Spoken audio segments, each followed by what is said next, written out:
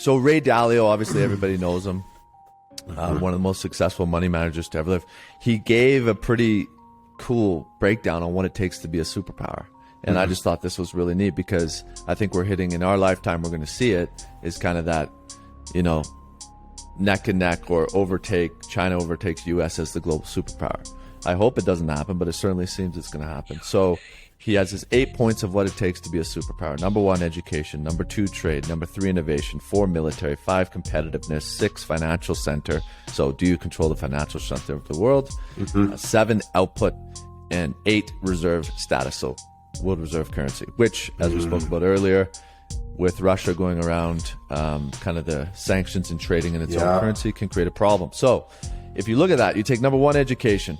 You got to give it to China, in my view. Number 2, trade. We know it's China. Surplus after surplus. 3, innovation. I think the U.S. still has that. For sure. 4, military. I think the U.S. still has that. 5, competitiveness. I think that's a question mark. 6, financial center. That goes to the U.S., New York. 7, output. So productivity. It's tough, but I think it can be debated. I think it leans China if you just take output, maybe not individual productivity.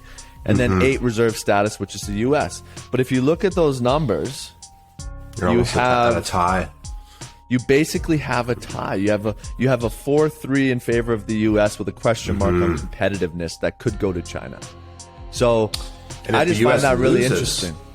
It's very fascinating. Well, if the U.S. loses reserve currency status in the next 5 years, I mean, it will never go to China.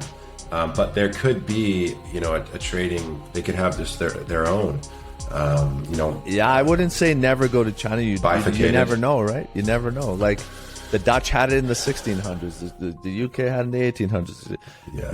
The US had it in the 20th century, and who knows where it goes from here? But I just found that very interesting.